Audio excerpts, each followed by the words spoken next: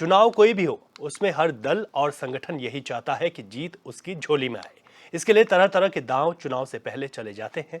इस बार लोकसभा चुनाव से पहले बीजेपी ने कांग्रेस समेत अन्य दलों और संगठनों के लिए अपने दरवाजे खोले। इस दौरान कांग्रेस के एक विधायक समेत 9 पूर्व विधायकों को बीजेपी ने पाले में खींचा। लेकिन अब लोकसभा चुनाव के नतीजे त्वरित लाभ के लिए नहीं लिया जाता है, उसके लॉन्ग लास्टिंग इफेक्ट होते हैं। और आप देखना, जो निर्णय हम लोगों ने लिए हैं, हम लोगों ने जिनको ज्वाइन कराया है, उसका आने वाले विधानसभा में कितना प्रभाव पड़ता है, ये आपको देखने को मिलेगा। क्योंकि अभी तो चुनाव राष्ट्रीय मुद्दों पर चल रहा था, और जिस तरह से उसके बाद भी हम लोगों ने 5 सीटें रिटेन की हैं तीसरी बार, ये अपने आप में कोई छोटी बात नहीं है। तमाम एंटी इनकम्पेंसी को पीछे छोड़ते हुए हम लोग भारी बहुमत से इन सीटों को जीत पाए हैं, ये अपने आप में उपलब्धि है। और जिन लोगों को हमने भारतीय जनता पार्टी में ज्वाइन कराया है, उन लोगों ने भी पूरा प्रयास किया, पूरी मेहनत की है। लेकिन आगे के जो विधानसभा चुनाव होने जा रहे हैं, जो अब 2.5 साल बाद हमको चुनाव तो लड़ने ही होते हैं, तो उसमें और लोकल बॉडीज में इसका आपको बड़ा प्रभाव दिखाई पड़ेगा, ऐसा मुझे लगता है। हम लोग हमेशा ही करते हैं, और हमारे तो बूथों तक की समीक्षाएं चल रही हैं। तो समीक्षा तो हमारा कोई भी कदम पार्टी का उठता है तो चुनाव के लिए उठता है, उसमें कोई कमी पेशी रहती है, कहीं बेहतर भी होता है तो उसकी भी समीक्षा करते हैं कि आखिर हम बेहतर कैसे कर पाए, ताकि और जगह उसको अप्लाई करें। तो समीक्षा तो एक सामान्य प्रक्रिया है, और वो होगी समय के साथ।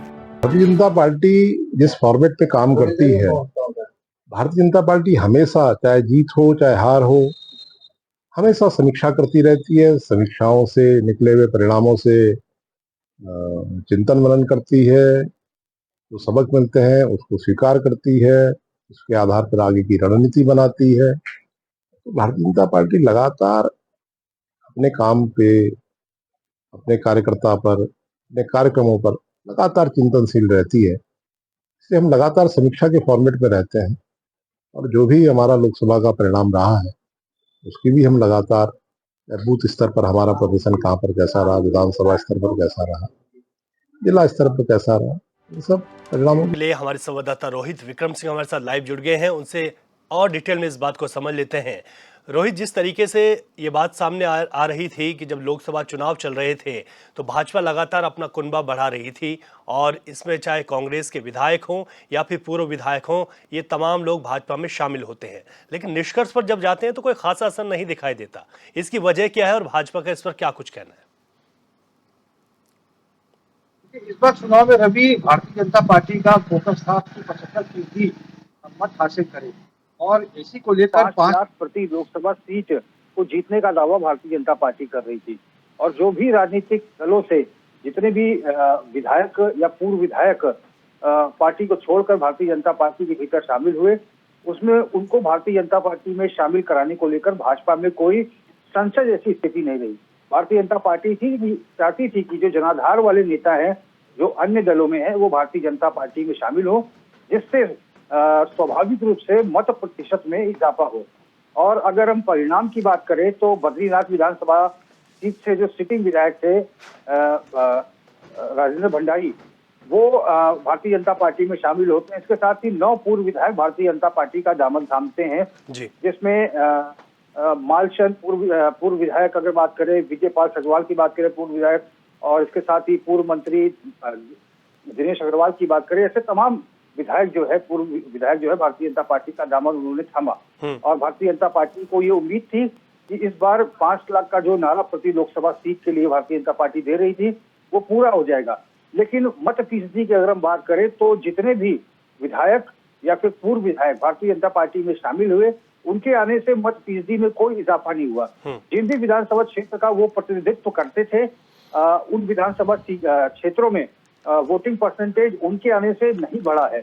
और यदि हम सिर्फ बद्रीनाथ विधानसभा की बात करें तो 1200 समथिंग वोट जो है, वही विधानसभा चुनाव की दृष्टिगत विधानसभा बद्रीनाथ में 1200 से अधिक मत ही इस बार भारतीय जनता पार्टी को प्राप्त हुए बद्रीनाथ विधानसभा में। तो और बाकी अलग अलग विधानसभा की बात करें तो पुरोला से पूर्व विधायक मालचंद रहे हैं, गंगोत्री से पूर्व विधायक विजयपाल सजवाल रहे हैं। इनके आने से पार्टी को कोई लाभ नहीं हुआ है। तो कुल मिलाकर भारतीय जनता पार्टी का ये आकलन है। हालांकि भारतीय जनता पार्टी तमाम हार जीत की समीक्षा करती है, लेकिन फिलहाल भारतीय जनता पार्टी 5 सीटों पर जीत हासिल कर ली है उसने, लेकिन वो 5 लाख का जो टारगेट था वो नहीं पूरा हो पाया। उससे कहीं पीछे भारतीय जनता पार्टी रही है। और इसी के तहत भारतीय जनता पार्टी का कहना है कि वो आने वाले समय में इन तमाम चीजों की समीक्षा करेगी। वहीं ठीक। एक भारतीय जनता पार्टी का धड़ा जो है वो ये भी मानता है कि इसके दूरगामी परिणाम होंगे, यानी कि लोकसभा चुनाव जो कि राष्ट्रीय मुद्दों पर लड़ा जाता है, इसलिए इनके आने से, इन पूर्व विधायकों और विधायकों के आने से लाभ नहीं हुआ।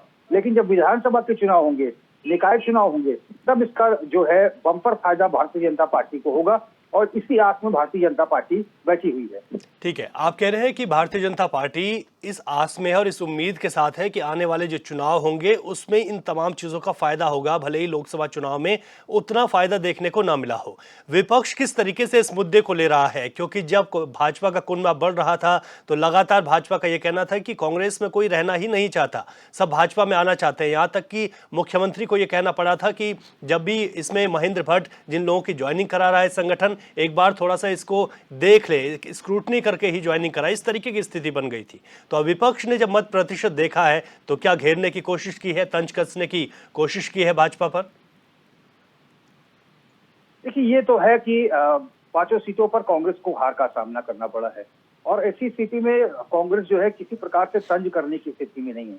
हर राजनीतिक दल अपनी तरफ से दावे करता है, बहुत सारे बड़े बड़े दावे करता है और इसी के दृष्टिगत भारतीय जनता पार्टी को शायद इस बार उम्मीद थी कि 5 लाख वोटों से अधिक मार्जिन से भारतीय जनता पार्टी जीतेगी। बीजेपी के जो ग्रास रूट के लीडर थे वो तो यहाँ तक कह रहे थे कि टिहरी कॉन्स्टिट्यूंसी 8 लाख के वोटों के अंतर से भारतीय जनता पार्टी जीतेगी। तो कुल मिलाकर भारतीय जनता पार्टी का ये आंकड़ा था, ये टारगेट था। टारगेट हर राजनीतिक दल फिक्स करते हैं, लेकिन उस टारगेट तक नहीं पहुंच पाए, लेकिन अंततः जीत जो है भारतीय जनता पार्टी को हासिल हुई है, ये बड़ी बात है। और फिलहाल कांग्रेस तंज करने की स्थिति में नहीं है, क्योंकि उसको खुद ही आकलन करना पड़ेगा कि आखिर उससे कहां चूक हो रही है। ठीक है रोहित, बहुत शुक्रिया। आपने विस्तार से जानकारी ली और आपने बताया कि भाजपा ये उम्मीद में है कि आने वाले वक्त में इन लोगों का फायदा मिलेगा। आगे बढ़ते हैं। चमोली जिले की बद्रीनाथ विधानसभा में उपचुनाव को लेकर भारत चुनाव आयोग ने आदर्श आचार संहिता लागू कर दी है। बता दें कि उपचुनाव के लिए 10 जुलाई की तिथि घोषित की गई है। उपचुनाव की आधिकारिक घोषणा के बाद अब जोशीमठ में सभी दलों की तैयारियां शुरू हो गई हैं।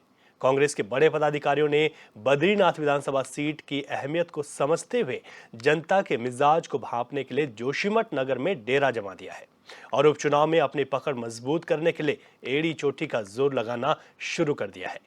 वहीं आदर्श आचार संहिता लागू होने के साथ ही प्रशासन स्तर पर एफएसटी टीमों को भी सक्रिय कर दिया गया है। आदर्श आचार संहिता को देखते हुए प्रशासन ने नगर क्षेत्र समेत मुख्य बाजार के तिराहे, चौराहों समेत सार्वजनिक स्थलों और कार्यालय के आसपास लगे पार्टियों के प्रचार प्रसार, होर्डिंग्स, बैनर, पोस्टर हटाने भी शुरू कर दिए हैं।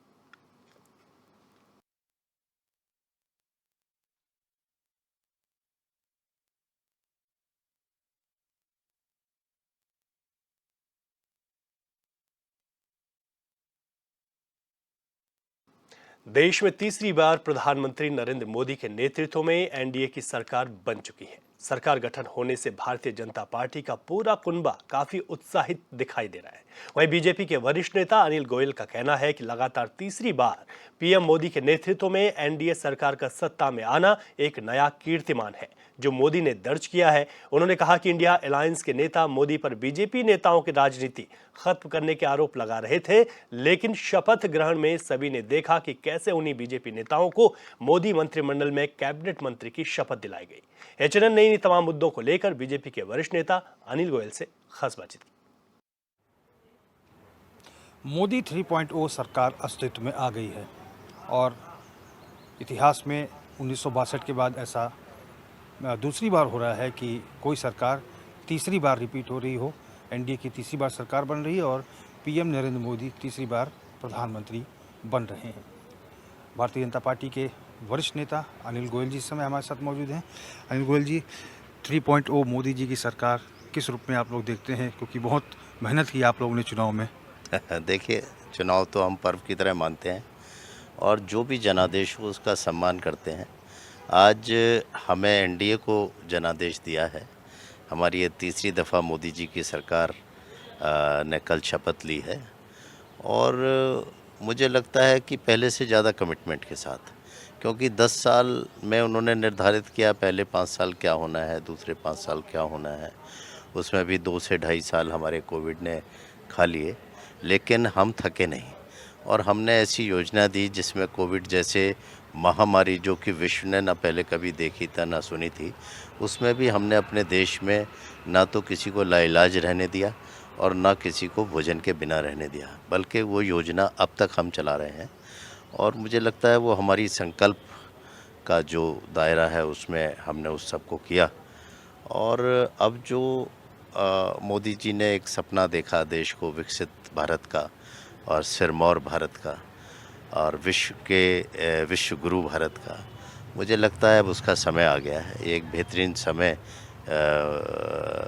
भारत के लिए दिखने वाला है और पहले ही दिन से आज से वो कमिटमेंट शुरू हो गई। आज से वो कैबिनेट भी है, आज वो मंत्रालय भी बंटने हैं। उड़ीसा जैसे राज्य में हम सरकार बना रहे हैं जहाँ दशकों से वहाँ सरकार नहीं बदली थी, बीजू पटनायक जी के समय से आंध्रा में हम सरकार बना रहे हैं। मुझे लगता है कि ये अपने आप में एक जहाँ हमें चुनौतियाँ दिखाई देती हैं, जहाँ हमें लक्ष्य दिखाई देते हैं, वहाँ हमें ये भी दिखाई देता है कि ऐसे स्थानों पर भी हमारी स्वीकार्यता हुई हैं जहाँ कभी हमने अपनी निजी सरकारें नहीं बनाई। और आने वाला समय स्वर्णिम होगा, आने वाला समय कमिटमेंट के साथ होगा। आने वाले समय में हम उन लक्ष्यों को निर्धारित करेंगे जो कि भारत को एक स्वाभिमान भारत, एक विकसित भारत के रूप में डेवलप करने वाले हैं। और मुझे लगता है कि कोई नया इशू नहीं है। मोदी जी के संकल्प का दायरा हम लोग जानते हैं, उनकी टीम के संकल्प का दायरा हम लोग जानते हैं। भारत की ये सरकार जो 3-0 पर दोबारा तीसरी बार अब उसमें आई है। देखिए, नेहरू जी के समय पर तो देश बना था, किसी को पता भी नहीं था, मालूम भी नहीं था, विपक्ष भी नहीं था, लेकिन इतने कंपटीशन नहीं था। लेकिन लोकतांत्रिक व्यवस्थाओं के तहत विपक्ष को की रीतियों को सबको सुनते हुए जनता का विश्वास तीसरी बार हासिल करना, मुझे लगता है एक जनता ने भी हमारा सहयोग किया और एक बड़ी बात है और उस पर मोदी सरकार खरी उतरेगी, ऐसा हमें विश्वास है। क्या समीकरण को साध कर जो है मोदी जी ने अजय टम्टा को दूसरी बार आशीर्वाद दिया है, केंद्रीय राज्य मंत्री वो बनाए गए हैं। पहले टेन्योर में 2016 में टेक्सटाइल मिनिस्टर थे। इस समीकरण को किस रूप में देखते हैं आप? नहीं, देखिए, उत्तराखंड ने 5 सीटें दी हैं, तीसरी बार लगातार दी हैं। अजय जी तीसरी बार सांसद बने हैं 2009 के बाद, 14 से 19 से और 24 में। और एक बिल्कुल ज़मीन से जुड़े हुए हमारे साथी हैं, उनमें स्वाभिमान नहीं है, उनमें कोई दिखावा नहीं है। अजय भट्ट जी ने भी हमारा नेतृत्व केंद्र में किया है, निशंक जी ने भी हमारा नेतृत्व केंद्र में किया है। ऐसे अनेकों नेताओं ने समय समय पर हमें केंद्र में एक स्वाभिमान को दिलाया है। मुझे लगता है कि अजय टम्टा जी जितने सरल हैं उतने ही कमिटेड भी हैं और आने वाले समय में इस राज्य का नाम और ऊंचा करेंगे। अच्छा, धामी जी की अगर हम बात करें तो क्या आप मानते हैं कि धामी जी लकी चार्म है? क्योंकि जहाँ जहाँ वो प्रचार करने गए प्रत्याशी के लिए, वो प्रत्याशी जीत कर आए और केंद्रीय मंत्रिमंडल में उनको मंत्री भी बनाया गया है। तो क्या वो लकी चार्म है धामी जी? देखिए, एक बहुत पुरानी बात कही जाती है कि strong at home and respected in the world. अगर आप अपने घर में मजबूत हैं, आपके लिए गए निर्णय अच्छे हैं, आपका निर्धारित किया हुआ लक्ष्य अच्छा है, आपने एक बहुत बेहतरीन पारी खेली है अपने यहाँ पर, अपने स्थान पर, तो विश्वास भी बढ़ता है, आपकी स्वीकार्यता भी बढ़ती है और आप अच्छा भी कर पाते हैं। धामी जी ने वो सारे समीकरणों पे अपने को सिद्ध किया है। एक लोकप्रिय युवा साथी के रूप में, एक युवा पॉलिटिशियन के रूप में, एक युवा नेतृत्व के रूप में जितनी तेज़ी से जिन विधाओं पर अभी भारत सरकार में निर्णय लंबित थे, वो निर्णय उन्होंने राज्य को दिए हैं। मुझे लगता है कि एक बेहतरीन पारी, और उन्होंने वो मिथ तोड़ा है। उन्होंने अपनी परवाह करे बिना इस राज्य में भारतीय जनता पार्टी को दूसरी बार लगातार विजय दिलाई और बेहतरीन विजय दिलाई। और वो हमारे मुख्यमंत्री हैं, उन्होंने एक बेहतरीन पारी खेल रहे हैं। वो अथक हैं। वो यहाँ की इतनी सभाएं, मैं तो वीआईपी सभाएं देख रहा था, उनके भी सारे कार्यक्रम मैंने लगाए। हर विधानसभा में यहाँ वो गए और जिस दिन से हमारा चुनाव ख़त्म हुआ उस दिन से वो देश के विभिन्न राज्यों में जा जाकर मोदी जी के अलग को उन्होंने जगाया, लक्ष्यों को निर्धारित किया, जनता तक हमारी अपनी बात पहुंचाई। ऐसे ही G20 में हमने देखा, ऐसे ही अनेकों तरीके से उन्हें हम देख रहे हैं। ऐसे उन्होंने ग्लोबल समिट किया जिससे हमें एक अच्छा आर्थिक भविष्य दिखाई देता है इस राज्य का। मुझे लगता है कि उनके लिए गए निर्णय, उनकी कार्यशैली, उनकी दृढ़ता, उनकी स्वीकार्यता को बढ़ाती है और उन्होंने जिस तरह से इस समय पूरे देश में उत्तराखंड का नाम रोशन किया है, आने वाले समय में वो हमारे दिलों के नेता तो हो ही गए, लेकिन वो पूरे देश को एक दिशा देंगे, ऐसा मुझे लगता है। अंतरिम जमानत के बाद जब केजरीवाल जी जेल से छूट के आए थे तो इंडी गठबंधन के नेता हैं वो, उन्होंने कहा था एक प्रचार लोगों के बीच में किया था कि मोदी जी शिवराज सिंह चौहान की राजनीति खत्म कर चुके हैं, खट्टर जी की राजनीति खत्म कर चुके हैं, अब योगी जी की राजनीति समाप्त करेंगे। लेकिन कल जब हम तस्वीर देखते हैं तो एक 5वें मंत्री के रूप में शिवराज सिंह चौहान कैबिनेट मंत्री के रूप में शपथ लेते हैं, उसके बाद मनोहर लाल खट्टर कैबिनेट मंत्री के रूप में शपथ लेते हैं। आपको लगता है कि दुष्प्रचार कर रही थी इंडिया अलायंस? निरंतर हर चीज़ में आप संविधान को बदल देंगे, हम लोग जातिगत सिस्टम को ख़राब कर देंगे, हम लोग देश की विकास को गुमराह कर देंगे, हम लोग दिल्ली को ख़राब कर देंगे, हम देश के भविष्य को, ऐसी अनेकों चीज़ों के साथ वो लोग आए। उनके पास कुछ नहीं था खोने को और पाने को, उन्होंने सिर्फ मिथ पूरे देश में फैलाया। केजरीवाल जी तो इस विषय पर हमेशा अग्रिम पंक्ति के नेता रहते हैं कि किस तरह से दुष्प्रचार किया जा सकता है। खुद वो जेल में हैं, उनके अपने शराब घोटाले, अनेकों घोटाले अब सामने आ रहे हैं। इतने कम अंतराल में एक दिल्ली जैसे राज्य का मुख्यमंत्री इतने घोटाले कर देगा, ये देश के साथ विश्वासघात है। और देश के साथ ये भी विश्वासघात है कि जो भी आपने कमिटमेंट किए या दिखाए जनता को भ्रमित किया, चाहे वो कांग्रेस रही हो, चाहे वो अन्य दल रहे हों, चाहे वो केजरीवाल जी रहे हों, मुझे लगता है कि इससे बड़ा देश के साथ विश्वासघात भी नहीं हो सकता। देश को खराब करने का जो मानसिकता आपकी थी कि किसी तरह से ये सरकार चली जाए, लोगों को भ्रम में फैलाकर, जो कि देश को विकास दे रही है। और अब तो ये भी आने लगा है कि पूरा विदेशियों के साथ भी मिलकर आपने कहीं ना कहीं इन समीकरणों को वो किया। लेकिन खैर वो उनके सब्जेक्ट हैं। लेकिन मुझे लगता है कि इस तरह के दुष्प्रचार से विपक्ष को बचना चाहिए, एक अच्छे विपक्ष की भूमिका में रहना चाहिए। जनता को गुमराह कर कुछ भी हासिल करने से आप देश को भी गलत डगर पे डालते हैं और लक्ष्य को भी बहुत दूर ले जाते हैं। वो सब क्या लगता है कि इस तीसरे कार्यकाल में तेलुगु देशम पार्टी या फिर जनता दल यूनाइटेड के द्वारा कोई प्रेशर पॉलिटिक्स तो नहीं होगी इस मोदी जी के कार्यकाल में? देखिए, मोदी जी ने जिस तरह से उनकी कार्यशैली है, वो प्रेशर में नहीं, वो साथ लेके ज़रूर काम करना चाहते हैं। मुझे नहीं लगता कि मोदी जी के बारे में खुद पूरा कोई भी देश का राजनीतिक, इवन विपक्ष ये सोच सकता हो कि कोई ने प्रेशर में ले सकता है। लेकिन अच्छे कार्य करने के लिए और सबको साथ लेके चलने की विधा भारतीय जनता पार्टी की शुरू से रही है। जब हम पूरी तरह से बहुमत में थे, जब हमारी सरकार का आंकड़ा इंडिविजुअल उसमें भी हो सकता था, तब भी हमने एनडीए के साथ सरकार बनाई है लगातार 2014 से। तो वो उस जो हमारी यूनाइटेडनेस है उसका हम सम्मान करते हैं, उसके लिए हम कुछ भी करते हैं, लेकिन देश के विकास से किसी भी तरह का कंप्रोमाइज़ किए बिना, ऐसा मुझे लगता है। अंतिम सवाल मेरा, क्या ये मोदी जी का जो तीसरा कार्यकाल है ये पहले और दूसरे कार्यकाल से भी ज़्यादा ऐतिहासिक होगा आपको लगता है? और जो मोदी की गारंटी यानी गारंटी पूरे होने की गारंटी, ये अब धरातल पर उतरेगी एक एक करके?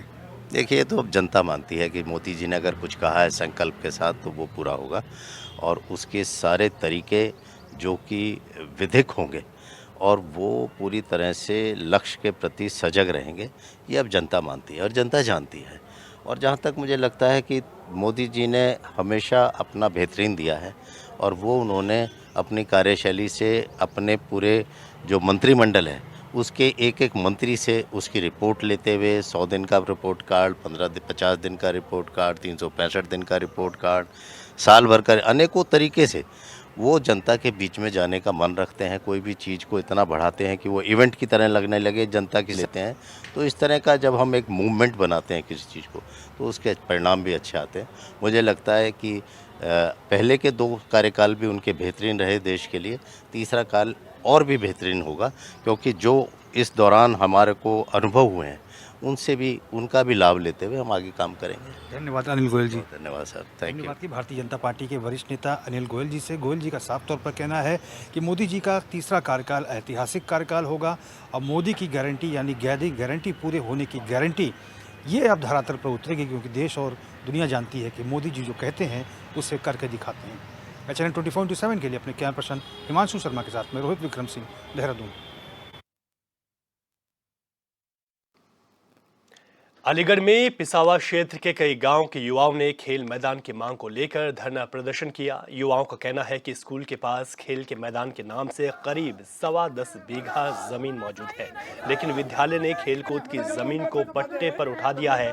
हाल ही में गांव में क्रिकेट टूर्नामेंट का आयोजन किया गया था, लेकिन खेल का मैदान खाली न होने के चलते अन्य स्थान पर टूर्नामेंट कराया गया है। युवाओं का कहना है कि कई बार विद्यालय प्रशासन से युवाओं ने खेल मैदान को छोड़ने के लिए कहा, लेकिन विद्यालय प्रशासन कोई सुनवाई नहीं करता।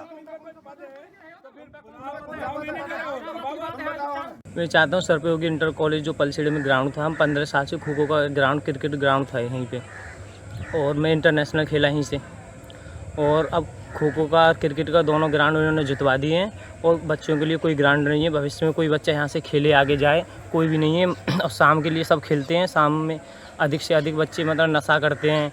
इससे बढ़िया आता है यहाँ पे खेलने के लिए। अभी सतपाल सिंह योगेश प्रिंसिपल, इन्होंने ग्राउंड भी छीन लिया है, बच्चों के लिए कोई ग्राउंड नहीं दे रहे हैं। समस्या ये है कि वर्षों से जब से ये स्कूल बना है तभी से इस स्कूल का ग्राउंड है, और जो अब ये नए मैनेजर बने हैं चौधरी सतपाल सिंह, पूर्व विधायक, ये हमारे ग्राउंड को जता दिया है इन्होंने एक बार और नई ग्राउंड दे रहे हैं, तानाशाही कर रहे हैं पूरी। क्या आपके लिए खेलने की जगह है? कोई जगह नहीं है। शासन से क्या चाहते हो आप? शासन से हम अपना ग्राउंड चाहते हैं जो लिखित में है, हमारे पास प्रूफ भी हैं ग्राउंड के। आपकी आवाज़ कोई सुन रहा है? नहीं, हमारी आवाज़ को अभी कोई नहीं सुन रहा। आप क्या चाहते हो फिर? हम ग्राउंड चाहते हैं अपना, और हमें लिखित में है हमारे पास, वो ज़बरदस्ती जोत दिया है, धान बो दिए हैं उसमें। और इस बुलेटिन में अभी के लिए इतना ही। खबरों से अपडेट रहें और देखते रहें HNN 24/7। इजाजत दीजिए, नमस्कार।